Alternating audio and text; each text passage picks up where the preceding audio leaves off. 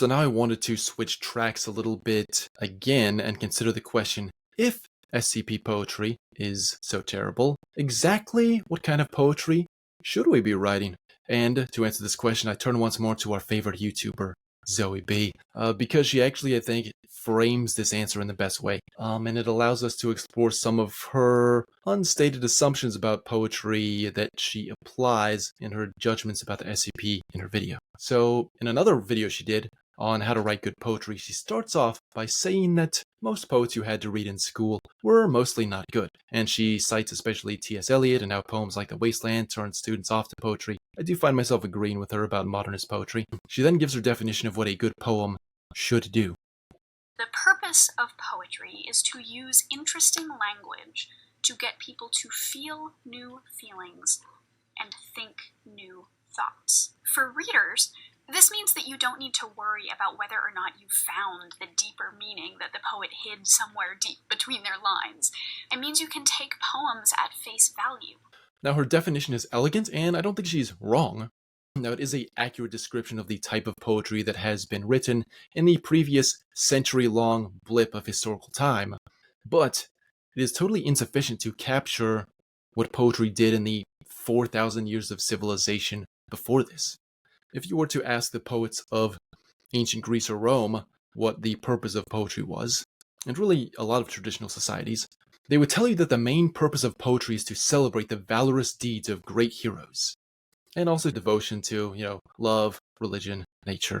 But really, at least in the classical world and the stuff that has come down to us, poetry was a vehicle for telling stories about larger-than-life badasses. Zoe B's definition, and I'm not trying to single her out, this is really the MFA aesthetic in general, is a very womanish definition of poetry. Just like feminists want us to forego church in favor of seeing a weekly therapist and confessing our mental health issues, they also want us to just write poetry about expressing our thoughts and feelings. Writing a poem, in other words, becomes a mini therapy session. Now, Zoe B's particular advice about writing poetry is good, and I have to say she herself is quite a good free verse poet. She even shows us her own writing process by writing a poem about a cute bee she found on her screen door. In the everyday world outside of MFA programs, though, we continue to recognize the validity of Greco-Roman values. This is why Robert Fagel's translation of the Odyssey is one of the best-selling poetry books on Amazon and has been since Amazon existed. Ultra-violence and toxic masculinity are just way more entertaining than cute poems about bees. And I would argue that this is the reason why poetry isn't popular anymore. It doesn't tell a story, nobody writes about war anymore, and heroism as a subject has become taboo within the genre. But beyond this, we don't just hunger for stories of heroism. Poetry is about deeper meanings. It should be about deeper meanings because people hunger for deeper meaning and they go to poetry to find that. That's why they're on the Poetry Foundation's website, reading stuff like Rudyard Kipling's If, not reading Jericho Brown's poetry. The type of poetry that comes out of MFA programs simply does not fill this need. What it does deliver are little slices of life written in concrete imagery that nobody really cares about. Now, the standard argument against formal verse and in favor of free verse is formal verse has been done before. And, technically, meter and rhyme have been done. They've been done for thousands of years, but they've seldom been done in quite the same way. Throughout that time, poets have always managed to draw on pre-existing structures, developing and recombining them in novel, original ways. There are so many ways to do this. There's actually never a point in time where the traditional formal structures of poetry became exhausted. People just stopped teaching it, stopped writing it. In a similar kind of way that religion was never conclusively debunked in favor of scientific materialism, people just stopped being religious. Now, what has been done to death for the last 100 years is free verse. Without structures to draw upon with every new free verse poem, you're just reinventing the wheel. And that's why most free verse poems don't come off, because you're just trying to stick the spokes in really awkward places. Now, it is true that rhyme and meter can be a crutch rather than a useful tool if you lack talent or experience in versifying. These things take time to learn. And that is the real reason why it's not taught in schools anymore. Because all of that old erudite and, elusive poetry of the past, it's very difficult to study, it's very difficult to do. The fact of the matter is that great poetry, like great literature, is difficult. There's a lot of pleasure to be had there, but you have to put in the work first. And Deweyite educational reforms just haven't been doing anyone any favors by dumbing things down. It's just made people stupider.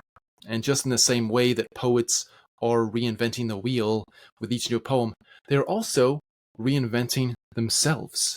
So, by Andrea Abikaram becoming a trans poet performer cyborg, they are expressing their original creativity in a way that you could never do by just writing a stale sonnet, right? Well, not exactly. In almost all of these cases, weirdness, whatever form it takes, is just a mask that disguises the writer's total lack of creativity or originality.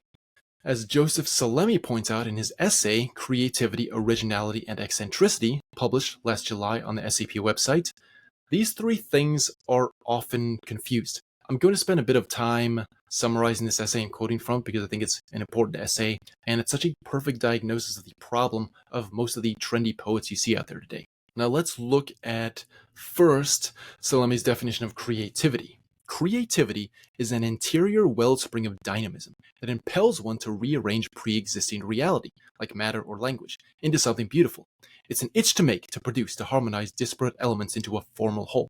Salemi uses the word daedal, derived from the Greek daedalios, meaning cunningly or curiously wrought. Creativity is daedal because it involves two things: an urge to work and a concomitant desire to make the product of that work as perfect and embellished as possible. Now, originality is another thing altogether.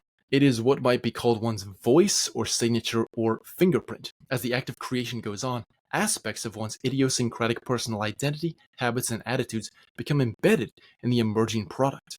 For example, it is said that metallurgists can analyze an unmixed sample of gold and tell you by its profile of trace elements in exactly what part of the world that gold was mined. The same is true for works of art. They manifest in their very structure and texture the personal source from which they took life. That is what is correctly meant by originality. The work of art shows signs of its origin. Originality does not mean, as many persons think, the process of coming up with something totally new and unheard of. Originality is the penumbra of unique personal style that surrounds creativity's products. Now, turning to eccentricity. Eccentricity is neither creative nor original. As its etymology suggests, it refers to being off-center, like the misplaced axle of a wheel. An eccentric behaves in ways that don't comport with ordinary conventional expectations. This does not allude to issues of taste or opinion, but being erratic and unpredictable in a way that is somewhat disturbing or unsettling to others. In the arts, eccentricity is always disastrous. It leads persons to do things that are utterly without aesthetic justification or rationale. A lot of the silly off-the-wall craziness that goes on in the mainstream arts today is solely the result of eccentricity and nothing else. There is no creativity involved therein. Eccentricity in the arts is just a puerile need to be obstreperous or shocking. Salemi then briefly considers the examples of William Blake and Walt Whitman, describing how, yes, they had strange personal habits, but they also channeled their creativity into their art forms.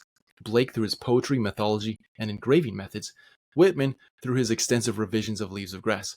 In their commitment to discipline, they were completely the opposite of the avant-garde artist, who is all about posturing and has no discipline at all. Now, Salemi concludes by noting that as a result of the distortion of creativity, originality, and eccentricity, we don't look at art in the same way that our ancestors did. Whereas in the past, artistic creativity was assumed to be governed by order, restraint, and pattern symmetry, today, most people unconsciously assume that the reverse is true, namely, that artistic creativity is by its nature chaotic, wild, unrestrained, and freaky. What was once the purview of Apollo is now considered the realm of Dionysius. And in the last century, we have witnessed the collapse of Apollonian criteria as the ultimate source of all changes and style shifts. Salemi makes the incisive observation that Dionysus may be a great god, but he is not the god of poetry and the other arts. So he concludes, don't be drunk and disorderly, be daedal. So it's an excellent essay, one that aptly applies to all of the cyborg poets out there. In almost all the journals I looked at in that top 20 list, the main page was promoting some weirdo who's a total fraud. It's no wonder that the SCP has become more popular than those publications. People who are not part of this elite educational system see through this stuff immediately for what it is. So I want to spend this last segment of the episode offering an alternative model for the poet to aspire to. And I'm going to look to the past for this, yes, that oppressive past that we're all so keen to forget about. Now, this particular poet I want to talk about is probably the most famous name in all of Welsh poetry, but he's not really a household name outside of Wales. I'm speaking of Taliesin. Taliesin is associated with King Arthur's court. In the later Middle Ages, he gets sucked into the Arthurian tradition, kind of like Tristan and Isolde did or Merlin did, but he was originally separate from it, and he goes way beyond it. Now, Taliesin as a historical person lived in the late 6th century, but he has this half-mythical identity. He's more of a persona than a personality, per se, and he is a persona who takes different forms. He's both a shapeshifter and a time traveler. Although, as I said, he lived in the late 500s, poems were ascribed to him as late as the 13th century, and all of these various poems spanning many centuries were eventually collected in the 14th century manuscript known as the Book of Taliesin. The earliest poems of Taliesin are heroic praise poems of kings. Think like 9th century versions of Pibroch for the Tonal. But when we get to the legendary poems of a slightly later period, they get really interesting and kind of weird. In the poem The Battle of the Trees, the Taliesin persona talks about transforming into various things. Now, this was apparently a convention among Welsh bards when they would have poetry duels. I guess you could think of it kind of like a rap battle where each poet is talking about how cool they are and trying to one-up one another. And one of the ways to do this in the Welsh tradition was to enumerate the breadth of your transformations. So I'm just going to read the opening of this poem. I'm drawing here on the Penguin Classics edition by Gwyneth Lewis and Rowan Williams, which was just released a few years ago and is not only the first modern translation, but also the first one that demonstrates an accurate understanding of medieval Welsh. So it's really a major scholarly achievement. So here it is, The Battle of the Trees. I was in many forms before my release. I was a slim enchanted sword. I believe in its play. I was a drop in air, the sparkling of stars, a word inscribed, a book in priest's hands, a lantern shining for a year and a half, a bridge for crossing over 60 abers.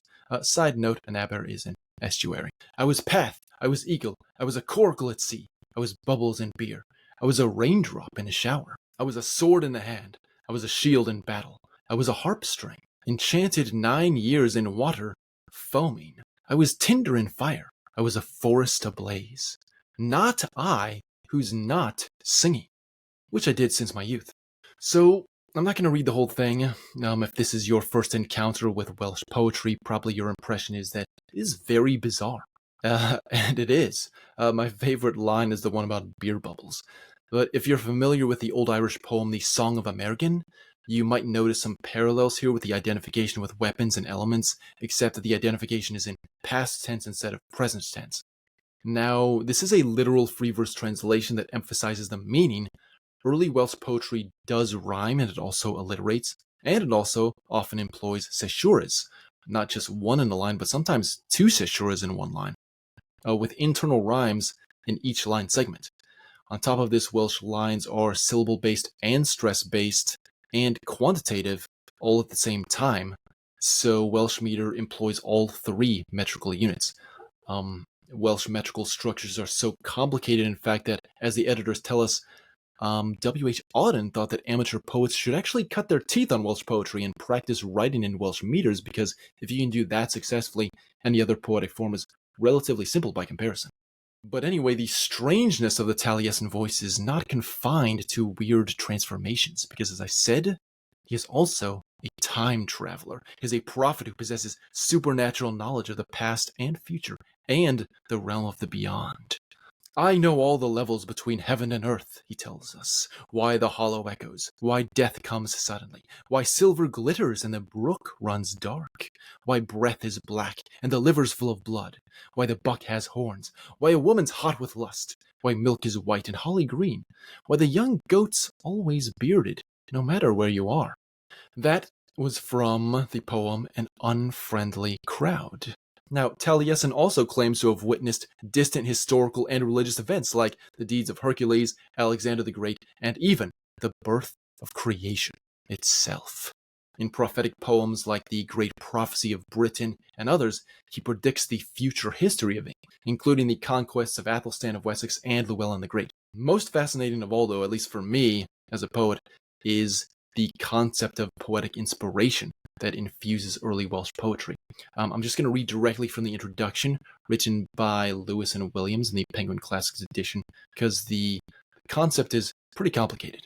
The gift of awen, poetic inspiration, involves both technical skill and the bardic craft on the one hand, including metrical ingenuity and familiarity with a huge range of traditional lore, from archaic British narratives and characters to natural history, geography, and theology, and on the other, what is often called the shamanic gift of inhabiting a life other than the poet's own.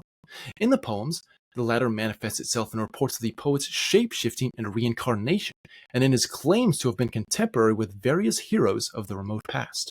So I've already touched on some of this, but they go on to explain that it would be misleading to translate this idea of inspiration as a muse. It is better thought of as a state of altered consciousness, in which the poet receives knowledge of matters beyond what can be routinely learned. According to Gerald of Wales' description of the Awenidian, or inspired soothsayers of the 12th century, the gift of Awen produces the same kind of extreme behavior as are associated with spirit possession: loud shouting, trance and catalepsy, disconnected but also very elaborate speech, narrated experiences of supernatural encounters, which trigger the exercise of the gift, and a subsequent inability to remember what was said under its influence. Okay, so let's just step back here and take all of this into context. I think it's important to take things into context because egoism is really rife among poets, as with artists generally, on whatever political side of the spectrum you're on. So let's just engage in a little thought experiment. Suppose you are on your deathbed. As a widely published poet, you are contemplating the likelihood of your canonization if you're very ambitious, or if you're not as ambitious, you're just thinking about how great you are as a poet. So, in asking yourself whether you really are great, consider some of the following questions. Am I over 700 years old? Have I ever shapeshifted into beer bubbles? Have I directly witnessed world historical or creationary events before my birth? Have I accurately prophesied the destiny of nations? Do I have an encyclopedic knowledge of traditional lore? While composing verse, have people ever told me that I fell into a state of loud shouting, trances, catalepsy, and elaborate speech to narrate supernatural encounters? If the answer to any of these questions is no, except for the last one, which may indicate that you are either schizophrenic or possessed by demons, then, I'm sorry to break it to you, you really aren't that great of a poet. You are no Taliesin, my friend, and no, becoming a cyborg doesn't count as shapeshifting. Sorry. Now, if you're like most mortals, then the only one of those 6 points that's really within your capacity is number 5, cultivating an encyclopedic knowledge of traditional lore, which is, of course, the key to assuming the ecstatic Taliesin voice in a convincing way. You have to be knowledgeable about things. Now, for a long time, for centuries, Welsh audiences actually did seem to believe that Taliesin was this ancient magical being who walked among them and foretold prophetic events. Now, obviously, the point isn't whether Taliesin was actually an antediluvian time-traveling shape-shifting seer. The point is that his persona becomes a convention where poets inhabit his voice and use his persona to comment on often contemporary events, but with a view towards the past and future, and the context of these events within the course of history. Because they did this and they spent years, amassing erudition in order to do this well, they wrote much more interesting poetry than we tend to write at present. Now, this still does happen in modern times. Taliesin shows up in Tennyson's Idylls of the King, and Charles Williams, one of the Inklings with Tolkien and C.S. Lewis, he actually wrote 2 books from the perspective of the Taliesin persona. They're very wastelandish in their prophetic tone, but I think it's very interesting. So returning to the question raised by our favorite YouTuber, Zoe B. Is the purpose of poetry just to feel new feelings and think new thoughts? Taliesin would tell us, no. At least it's not only that. The Taliesin voice is a link to the past, and adopting it really allows us to establish that connection with tradition in a grand manner, in a legendary style that, I cannot stress this enough, is just so much more interesting than these boring slice of life poems, written in their dull concrete imagery that has no deeper meaning or more profound import than what's there on the surface. The model of Taliesin offers an alternative to our current cultural shallowness and malaise. Because like so many other things in modern life, just like our conception of the hero is diminished, right? If something happens, if a crisis occurs, what do? Well, you call the police and you wait for them to do something. Except, oh yeah, they can't do anything because they're not allowed.